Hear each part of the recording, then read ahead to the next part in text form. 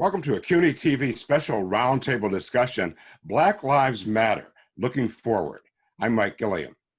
It is a movement that is resonating here, across the country, and around the world.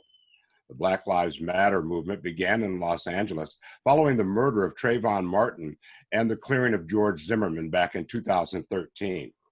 It was founded by three women of color, Opal Tometi, Patrisse Cullors, and Alicia Garza, and the organization and its many local chapters have protested against police brutality and anti-Black racism while pushing for policy changes to end racial injustice. Over the years, the movement has grown, and with the killing of George Floyd while in police custody in Minneapolis, protests grew larger and more diverse. The movement has also gained broad acceptance, with the phrase being painted on streets near the White House in Washington, D.C., and elsewhere, including on Fifth Avenue in front of Trump Tower in Manhattan. Professional sports leagues, teams, and players are embracing the movement, and you're seeing things like Black Lives Matter on the mound at baseball games and players kneeling in unity in support.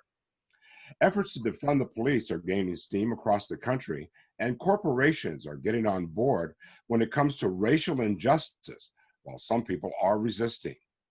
We want to take stock of where the movement is right now and where things will go in the future. Here to look at the accomplishments, we have Carla Shedd, an associate professor of urban education at the CUNY Graduate Center. A sociologist, she's the author of Unequal City: Race, Schools, and Perceptions of Injustice. Steve Zeidman, a professor at the CUNY School of Law. The president and CEO of the New York Urban League, Avra Rice, and longtime civil rights activist and president of the New York chapter of the NAACP, Hazel Dukes. Welcome to all of you. Hazel, let's start with you. There's been a shift in the way America looks at Black Lives Matter. What solid accomplishments do you see right now? First, let me say thank you for having me, and I'm pleased to join with these experts here, and especially my friend and my co-worker, Avra Rice. We work together on so many things. I think in each generation and each time in history, if we review it, there's always been a movement. And with each movement, we have made accomplishments. Now we are at the time, I believe, because of the COVID-19, people were shut in the house. They had time to think and really look at what was happening in America, all the disparities we were losing, especially in the Black and brown community, losing so many lives because of the disparity in our healthcare and in our housing. You just name all of it and it's happened. And so people began to think, and with the police brutality, I believe that many people who had not joined in the past demonstrations or the past movement saw this as a way to say enough is enough. And so I believe that it will be a lasting effect because there's going to be legislation, there's going to be laws passed. So I believe with this movement, we will see more laws changed on the book, which is where NAACP has been in its 111 years, looking at legislation that is just not for a moment, but for a movement, for generations to come. And so I believe that this movement at this time will be with lasting effect for generations to come. Arva, how do you see that on the corporate side of things? As Hazel said, the work that's happening right now is the extension of the whole trajectory that has been the civil rights movement. And so it is wonderful to see the young people who are pouring into the streets in order to have this new rendition of the freedom fight. And our freedom is not won until we are able to change these laws that Hazel was talking about. It's been wonderful, the set of laws that were passed by Governor Cuomo most recently, looking at some of the issues around police brutality, but there is certainly more work to be done. When it comes to corporations, I think it's fantastic. So many of them have issued statements defining and talking about anti-racism and work that they need to do. But that's just the beginning. We know that. So when you issue a statement that says that you believe that Black Lives Matter, we're going to ask the question of whether you have Black people on your board of directors. What does your senior staff look like? What is your supplier diversity program? How do you invest in your communities? Show us that Black Lives Matter. It needs to be more than just a statement. And even as you already heard that John Lewis is being eulogized today, his work, the Freedom Riders pushed the civil rights movement in a way that only a group of young people could. And so that is why it's so important that Black Lives Matter is pushing our work in ways that we could not have imagined. And we know that it is their leg of the journey that they are on right now, and they will move us in a further direction. And we encourage corporations to move beyond statements, which are wonderful, but to actually moving towards making sure that Black Lives Matter in their corporations. Mm-hmm. Carla, jump in there.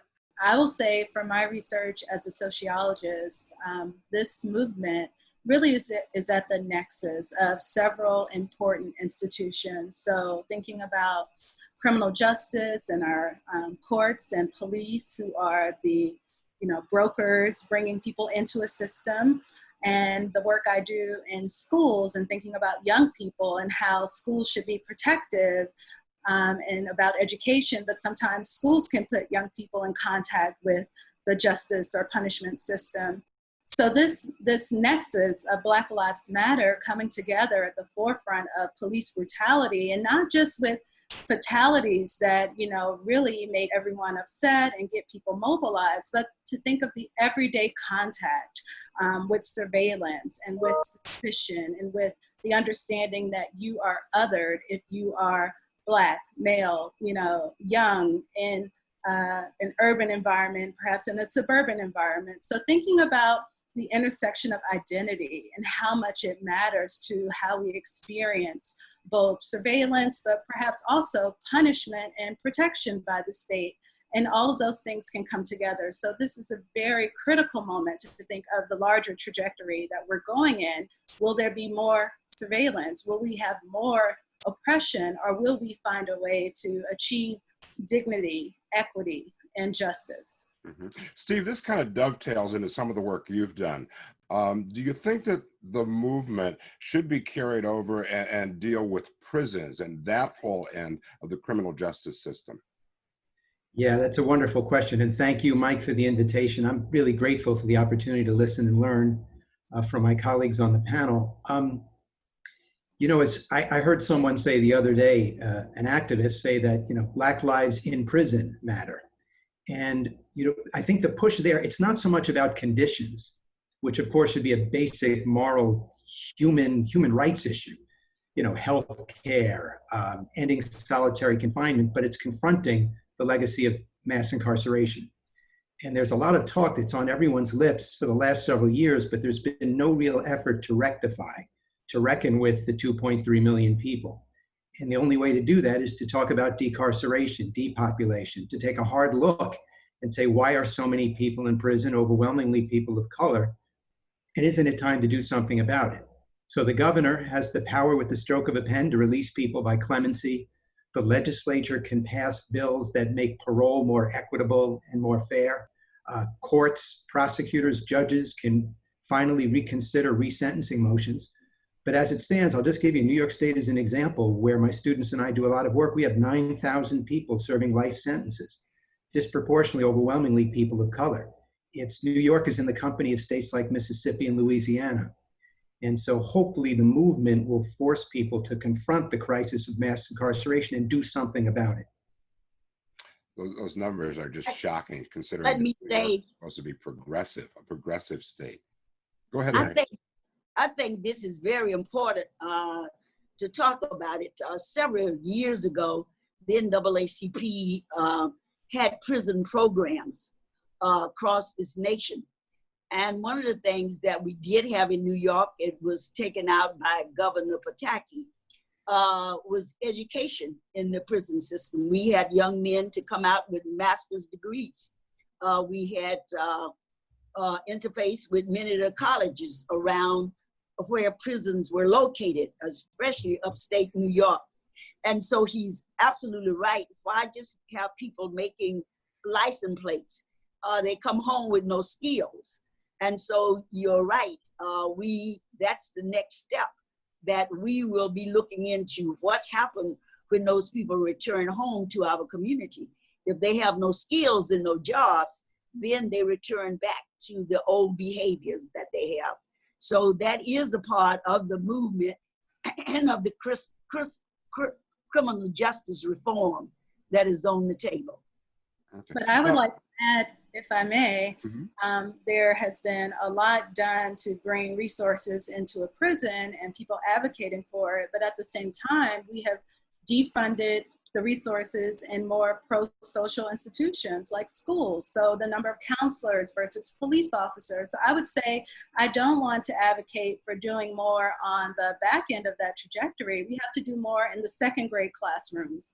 And now with COVID-19, we don't even have schools open. So what does it mean to do education and not have a physical school? It has laid bare exactly what we've been providing. We've been using schools for providing food and perhaps providing shelter and a distraction so parents can go to work. And so this moment really opens up everything that we've done perhaps wrong, and perhaps we can reset it. And I will say, I don't want more prison-based initiatives without the investment in making sure people don't have to go to prison so that they can go to school. I want the schools. Right. I hope that was not what I was conveying. You're absolutely right. No, we do not want them to go to prison to be educated. We want them educated in the system that they should be. Well, part of what we're talking about here is this whole notion of defunding the police and using that money in other areas that would benefit our communities. Why do you think there's such a backlash against that phrase? Well, I think I'm not using the phrase of defunding.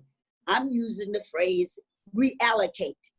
Defunding is to a segment in this, especially, I lived in Nassau County in the suburban area of Roslyn Heights, New York for 32 years.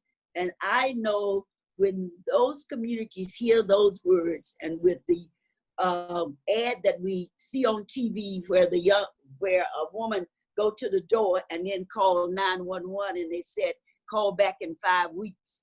That is for the conservative movement.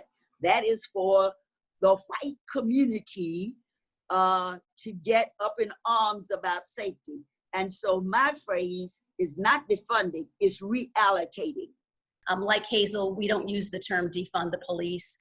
We are talking about a reallocation of resources and a closer commitment to the development of African-American peoples. The pages of our history books have been stuck together between slavery and Martin Luther King. And the fact is that Jim Crow laws have kept down our communities and created this continuum of 400 years of oppression. And so it is going to take a while for our community to recover from what has happened in our American experience. And so we think that Black Lives Matter creates a unique opportunity, as some people have discovered racism. Unfortunately, it has been part of our DNA. And so for all of us, we're not discovering it. And for those people who are conscious and woke, they have not either. But for the others who have become more conscious of racism, we need to realize that this is about the criminal justice system and our housing system. And it's about our economics, and it's about our educational system. It's not just about one issue that we need to address. I think that's a good point you make. People talking about how they just discovered racism. I think that for many people, it became crystal clear what all of us have known for years when they saw that George Floyd video, and when that officer dug his knees deeper into his neck. I think that resonated across the country and the world. Well, I was one who couldn't watch the video, I will say. Just the kind of spectacle of violence against Black bodies in particular and Black people, where there has been this sort of estrangement from understanding how deep and piercing this is, just to live and have a Black experience and to know the range of Black people. and what we deal with. I'm curious to hear what the panel thinks about the abolitionist movement that's coming in as a, farther push toward changing our imagination around what a system can do. And if you were to imagine that you would abolish policing or abolish, the criminal justice system, what will we put in its place? So I would love to hear more about just taking that stronger tactic of thinking, if we eliminate all of this, what will we put in its place to perhaps bring people to a better standard? So you're kind of talking about maybe police should not be the first responders on every single thing and that sort of thing? It's going, yes, beyond defunding, because that just means a lower level. It's really, what if you eliminated the policing? You had, End of Policing, Alex Vitale on here. I'm good friends with Miriam Kaba and, the work of Ruth Wilson Gilmore and Angela Davis, and thinking about this move toward abolitionism. How might we understand that faring with the other kinds of political asks that are being made in this moment of Black Lives Matter?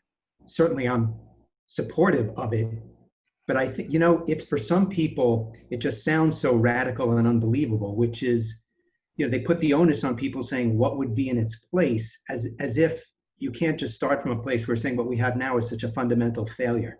And it's a failure of imagination, and it's brutal.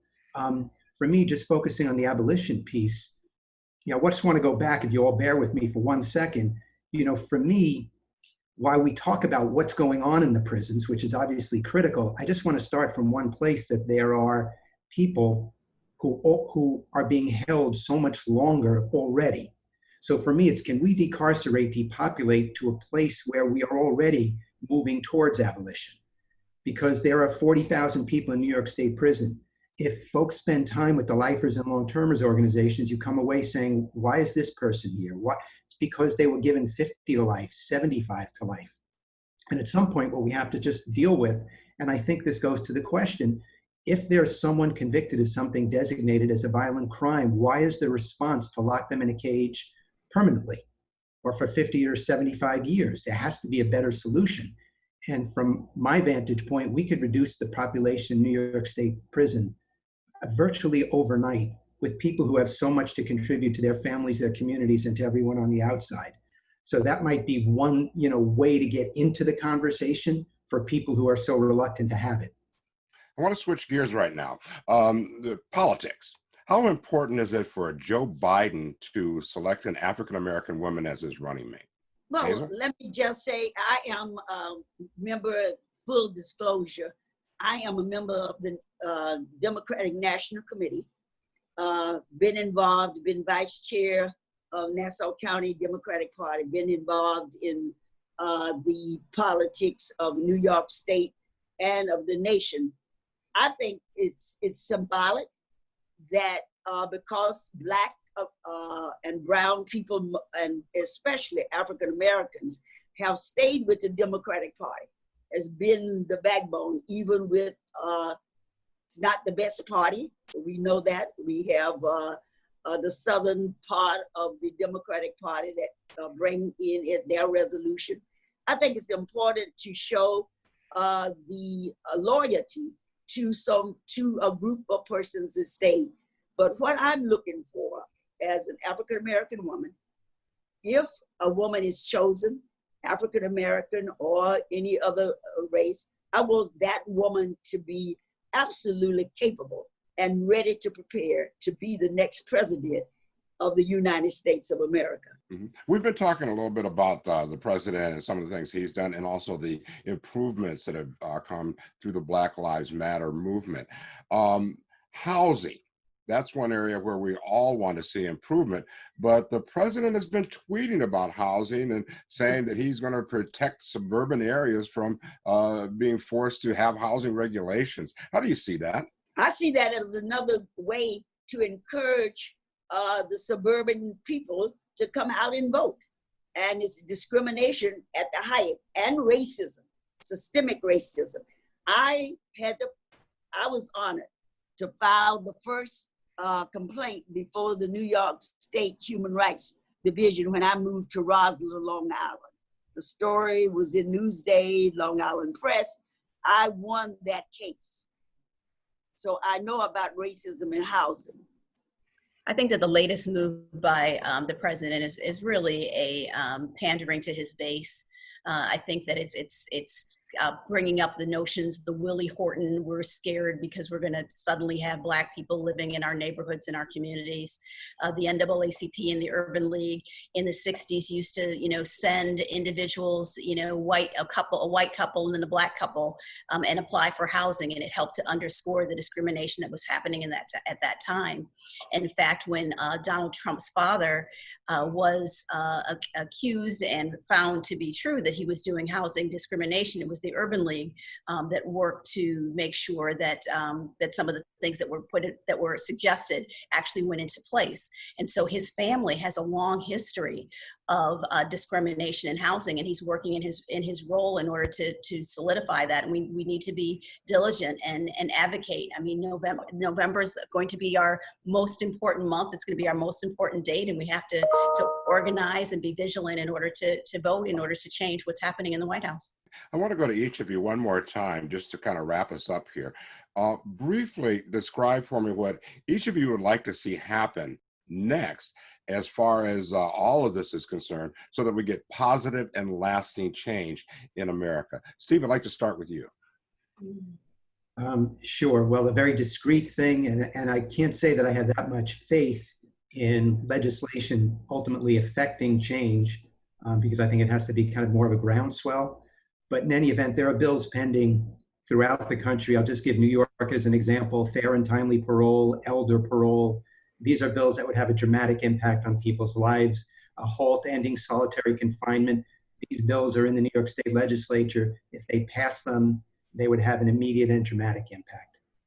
I think that going back to legislation, I think that's what's unique about this moment in time is that with the Black Lives Matter movement is you actually had Andrea Stewart Cousins and you had Carl Heasties in place in order to bring legislation that had been sitting in a lot of people's drawers for years, and they were able to package that, which became the say their name legislation that Governor Cuomo passed as a result of the great work that that people like Hazel Dukes had been doing over the course of years. And so I do think legislation is important. I'd also like to see individuals to remain as vigilant and engaged as they are right now.